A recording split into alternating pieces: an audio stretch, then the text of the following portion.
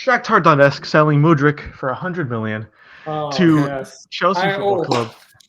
Let's go. Overpriced, baby. I just want to say, I said, this is give no me harm that done. money. We're all friends here. If this gets heated at all, I understand. I want everyone to listen to each other. Are you So I'm going to gonna say- defend it? Are you going to defend There's it? no I'm way not you gonna can fully defend defend it, this. but you'll see what I'm gonna say. You'll see what I'm gonna say. My man's worth like 30 million.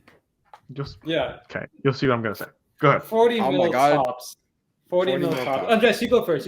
I'll let you go. Sorry. Not proven. Played in a decent league, not great league, wasn't Serie A level, but he's decent league, always in the Champions League, always get knocked out in the group stage though. Not proven. I haven't heard anything spectacular about him. Of course, Chelsea fans will make those reels of him doing amazing skills and tricks. And I'm just saying, Lucas Paqueta played great for Lyon, came over, highest transfer. And, I saw the reels. I got hyped, and then he hasn't really done a whole lot since he came. But, yeah, I think he's overhyped, also way overpaid for, but, Chelsea loves overpaying for players. But, yeah, I think bad business on their end. I would have been firm with my money and would have been like, look, I'm only going to pay you 40 million. That's it. But yeah. Well, now that they paid 100 million, then I see Declan Rice going for 150 with this influx of 60 million pounds. So, if he can go for 100 million and he's not proven, but Declan Rice is proven in the Prem, then Declan Rice can go for 150. So that's what I get from this. I don't know about the Declan Rice part. That's sure. I understand where you're coming from, but I don't know, man. Like, is he good? Yes, he has 7 goals and 7 assists, and 14 matches, 12. 13 matches, and 12 matches in the Ukrainian. So put some league. respect on it. 12 matches, all right. Very, very good numbers. Again, just the Ukrainian league. Fred was good in the Ukrainian league, and look where he is now. He's okay. So my point is, the Ukrainian league is, you got to get context. Yes, it's impressive, and yes, could he play at a higher level? Absolutely. Could he still be good? Absolutely. Is he worth 100 million? Never in a million years. But that is what Chelsea do. I would rather spend 100 million on Enzo Fernandez, considering what we saw from him at the World Cup, than Mudryk, who who's done well. Yes, he's done well in the Champions League as well. But come on, we've seen so many players do this so many times. He's not any different. We've seen so many talented wingers and forwards do well in their own respective leagues, and then they move to a higher one. And guess what? They take a while to get used to it. They struggle. Some succeed. A lot don't. And you're going to spend 100 million on someone you can't even guarantee is going to do that? Like, I'm sorry. I know you guys are looking for a fresh start up front. I know you guys are looking for some exciting talent up front, and I get that. But there are so many better players for so much cheaper, and hoping that this guy comes good to become the next Hazard or whatever is a little hopeful. A little hopeful in my book. Also, I just want to say, sorry. Continue. I'll say it. No. That's basically it. I think it's a little risky. Oh no, it's very risky, and I really don't like that Chelsea like to do this. But hey, it's Chelsea. Go ahead. I was gonna say, my God, when everyone's back from injury, like I don't know who's gonna play as a winger because they all should be starting to a respective club, right? So you got Sterling gonna come back, you got Pulisic coming back. I don't know who's going to start because, you spend 100 million. So you think the guy who's cost you 100 million pounds is going to start, right? But at the same time, you have players who probably deserve to start who are going to get upset when they don't play. Yeah. And so it's just very weird. And also, we're probably going to make a video a couple months from now saying, is he a bust or not? Or do we need to give him more time? Something like that. I guarantee you it's going to happen. Or we're going to say in a future video, his price tag gave him too much hype. It wasn't fair to him. So it's also kind of weird considering that Chelsea kind of thinking of buying Joao Felix after spending this much money on Mudryk, and they still need a striker. It's just like they have a whole mess up front. Like, come on, you gotta get a plan going. Stick with it. Like, there's a lot going on here. All right. Okay. No, hold on. No. I want to say one thing. Chelsea or me, when I have like $300 million to spend in FIFA career mode, and I just buy all the best wingers in the world. That's what I do. Hey, if you got it, why not? No. So okay. Yeah. Well, if you got it, might as well buy a striker, Mud. Here we go. Not a winger. Here we go. Might as well not be in the relegation zone. All right, let's go. So I will say nothing affects me now. These are my responses to it. Okay, and you're totally valid because I think if any other team buys him, I would be saying the same thing, right? 100%. 100%. I think he's overpriced by far. Am I mad that they did this? No. But do I think he's overpriced? Yes, for sure. So my first thing I will say, no one was saying these things when Arsenal were about to buy him for $5 million less. No one. No, I still would have said it. No, I know, totally. And I think everyone would have said it after. Barely. It's not everyone. Not the same amount of people as there are now, right? It's Right. At the same time, it's mixed. It's Chelsea. It's people don't like Chelsea spending, which I understand. If I wasn't a Chelsea fan, I would agree with that, right? No, people don't like Chelsea spending, so it's that on top of what they're paying. But no one was saying the same thing for Mudryk going to Arsenal. It was like, okay, they're spending a lot on him, yeah, but okay. But now that he goes to Chelsea, it's holy shit. Why are they paying so much, right? When comparison, Arsenal going to pay 95 million compared to 100 million. That's fair. Yes, Andres. I was gonna say the difference would be that Arsenal are first in the league and you guys are 10th. So one team's doing really good, one team's struggling. So very true. You spend that much money, who cares? Because you're in first. That's very fair true as well. That is also very fair. 2, I will also say that Enzo Fernandez. I agree 100%. We should have got Enzo Fernandez. The reason we didn't is because we didn't like the pay structure. They wanted us to pay his release clause at 100 million, which means 100 million lump sum to Benfica. FFP, we didn't want to do that. That's too much on the books for 1 year FFP. Because the way we're doing it for Mudryk is that we sign him to an 8.5-year contract. We're paying that over the course of 8.5 years, meaning it's going to amount to like 10 million a year, making it look a lot better on FFP, meaning we won't get fined or banned or anything. So that's why we didn't go through with Enzo Fernandez. We still could. We still might be able to if they can work it out better. But that's why we didn't go we didn't get Enzo Fernandez, although I think we should have. That's why it wasn't as easy to do so. It wasn't easy to just drop this amount of money on Enzo Fernandez because you're right. Enzo's more proven, blah blah whatever. I think he's a more stable buy. But that's just the way that Chelsea won't have the FFP on the books.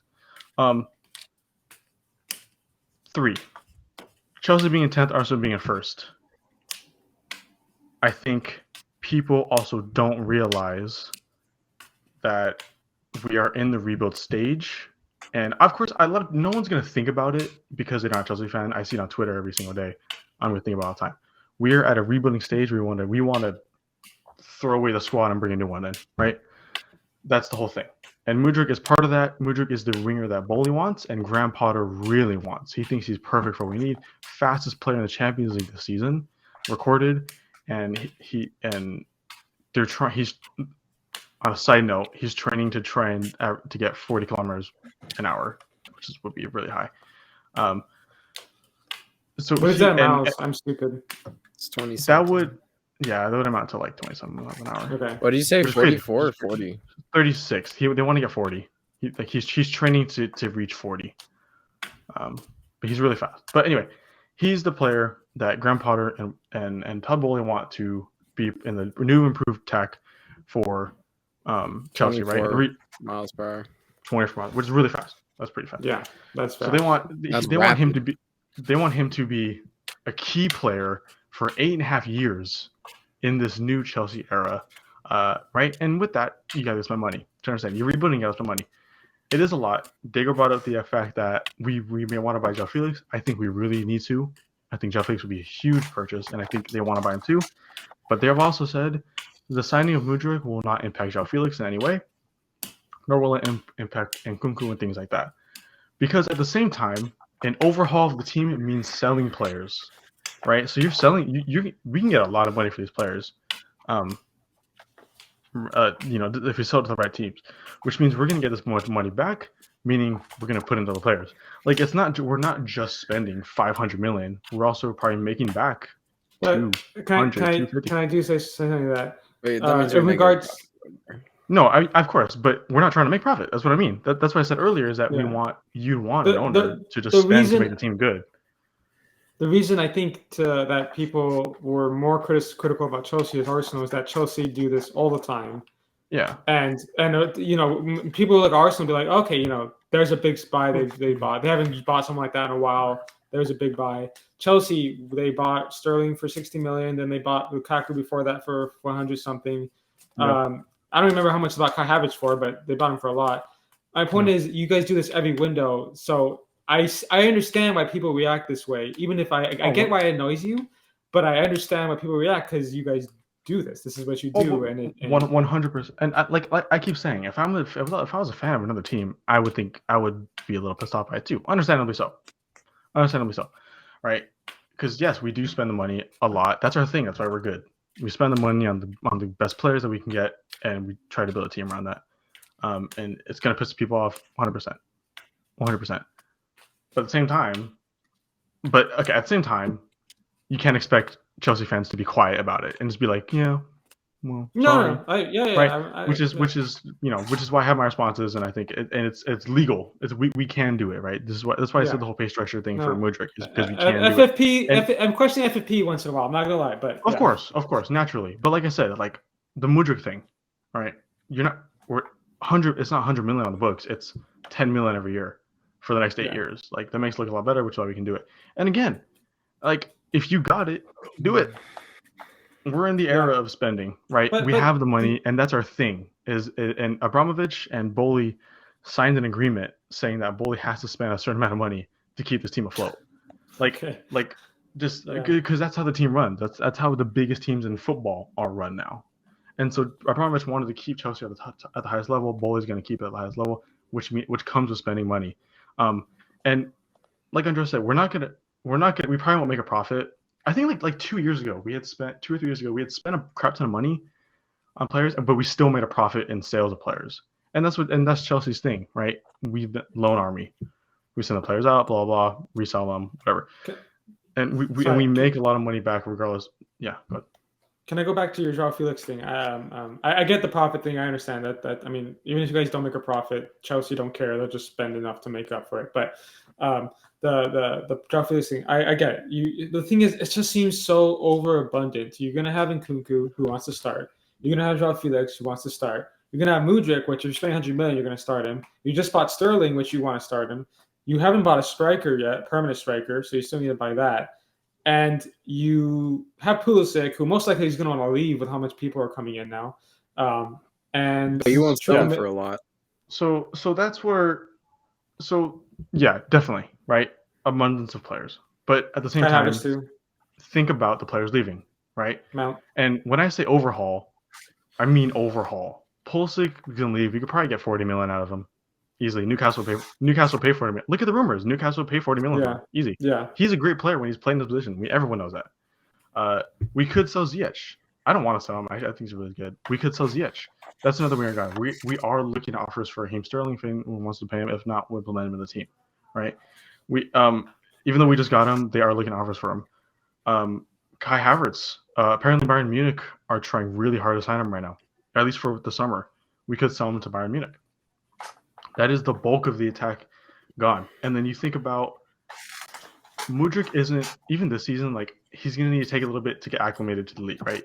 And it's not smart to start him every game. Regardless of how much you spend for him, you're not going to start him every game. That's just stupid. You can't do that. So we're not going to. Giving Nkunku starting time. João Felix is probably going to start a lot. We will sign a striker, right? You think about, you have a striker in the middle. You have Nkunku who likes the left side. You have João Felix who could play on the right side. You have, or who could play a central role, and Mudryk goes on the right side. Like these players can be interchanged around. And I understand what you mean totally, because I think it is overabundant. But at the same time, these players know what they're doing coming in because we've told them what to expect of it, and they still want to come in. Which means, and I know there's a plan. Graham Potter has a plan for it all. These players are going to get the playing time they deserve. Blah blah blah. If they're not informed, they're not going to get playing time. Right? That's just how it is. Like, there's a plan set in place, and like I said, when I say overhaul, I mean overhaul. There's going to be an overhaul. There's no that's it. So like these players are going to get the time. We're going to spend the money on them. They're going to get the time. We're going to make money back from other players. Blah blah. Yeah, that's my response to it. Can I say we talked about this with Grealish? No matter how well he does, for him to justify a 100 million price tag, he has to have an insane amount of output. And the pressure with that is going to be quite insane, especially how demanding Chelsea is. So the chance of him succeeding isn't the highest. Can I just put that? No, I know Graham Potter is a good manager for him, but undoubtedly the situation and the atmosphere is not going to help. Very true. And I said that in group chat too when it all happened. Like I said that he's never gonna live up. It's like a Darwin Nunez thing. Darwin Nunez is one of the biggest talents in the world right now, before Liverpool, and he's doing really good. But 80 million's putting that pressure on him to the point where he might not be. But at the same time, I think Chelsea is looking at it in a way like he will provide the output he provides, and hopefully he is there to provide the output Chelsea needs, not what other people needs. I think that's the key thing. It matters more what the team and the manager wants from him. He could go in and have 0 goals, 0 assists in a whole season, but be one of the most key players in the team regardless because of what he does for the team, right? Everyone else is going to look at it. The 19 other teams are going to look at it and be like, oh, he's crap. 100 million and he doesn't score, doesn't assist? Crap. But if he provides what Chelsea want him to provide, that's what matters most to me. That's what matters most to Chelsea. That's what matters the most to any team who buys a player. Is as long as they provide what you want them to provide, that's okay. Naturally, you're going to look at an attacker and be like, you better be scoring, you better be assisting. But like I said, if they want him to run down the line, cross it in, or pass it in the middle for someone else to pass, that's okay too. And that's what they want to buy him for. If you have the money to spend on it, spend it. That's what they did. So while I agree, and I think regardless of what he does, unless he has more goals and assists than appearances, he's going to get ridiculed for it. And I think that's going to be okay. And I think he's going to have to ignore it. I think I'm going to have to ignore it. And I think Chelsea manager is going to ignore it. Yeah. Right. So, yeah. So that's like, fair. And like I said, even then we could have the argument in a year, was he a bust? And if so, then so be it. That's the risk you take with any player, no matter how much you spend. And if he is, then so be it. But he's the player that Graham Potter thinks is the perfect winger for his project in the next 4 or 5 years. And I'm going to have to trust him for it. And I know no one else, other teams' fans won't because they don't watch or care. But yeah, so that's why I'm not worried about it. Yeah. I do think there needs to be. I kind of hope there is somehow in the future a way to balance out spending amongst clubs, because, and this is not a jab at Chelsea because they're not the only ones who do it. Many other teams do it. No, I agree for sure. And it's just there's far too many ways for a team with a lot of money to get themselves out of a situation. If, like, let's, for example, if Tottenham bought Lukaku and he flopped that badly, we would suffer for years because of how much money we spent on him and he didn't work out. Chelsea, he flops and he gets loaned out. And again, I don't want to just target Chelsea. This is not an attack at Chelsea because this is just the only example that comes to my head right now. But they can just get rid of him and bring a new replacement, which is insane. As a Tottenham fan, that would never happen to my club. So what I'm saying is I just want there to be maybe some more reformed spending things, because it just seems a little crazy that certain clubs can spend as much money as they want and almost never. I know Chelsea are technically feeling the punishment right now, but almost never have to. Like they can go buy a new player to replace their spot. When clubs that we have to we have to be a lot more careful with our spending. And it can seem a little like I don't want to say unfair because I know it's been like this for almost the history of football. But we're getting to a point where so much money is being thrown around that we might need a bit more restriction on spending. And I feel like FFP is a little too loose. Yeah, loose. Yeah, but that's another topic. The only thing with that is I'd say is like I totally agree because I'm like a football fan more first, Chelsea fan second, right? But the only way it's ever going to happen is you need every single league agreement in the world. No. Here's the thing. I don't think it should be every single league. No, but I know, but should come up with their own. But what I mean though is that every single league in the world needs to have a cap. Because let's say the Premier League does. The Premier League would never do it if Barca and Real Madrid don't have to deal with the same thing. Because then it leaves Premier League behind, it leaves exposure behind, it leaves players behind, it leaves teams behind, it leaves owners behind, everything. It leaves you behind. So there would never be anything changed unless it happens on a global scale.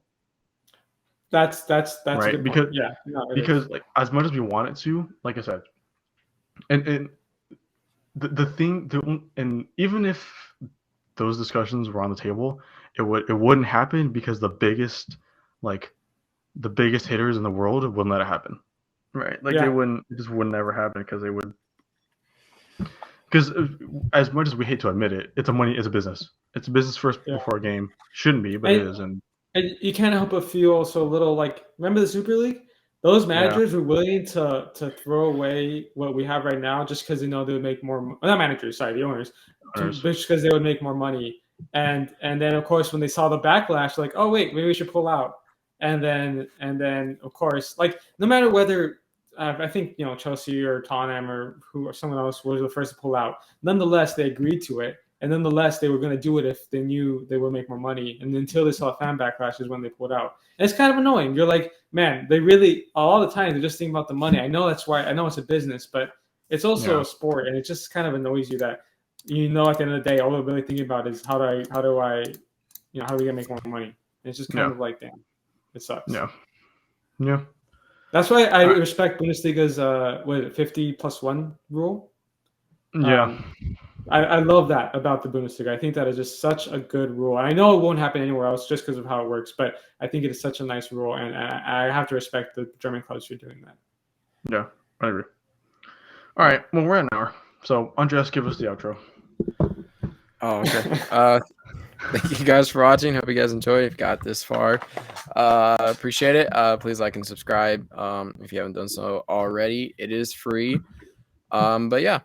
Stay tuned for more stuff. I'm sure this weekend we'll have some match reactions from Chelsea, maybe Tottenham if Diego decides to wake up, and from West Ham for me, of course. So yeah, thank you guys for watching, and peace.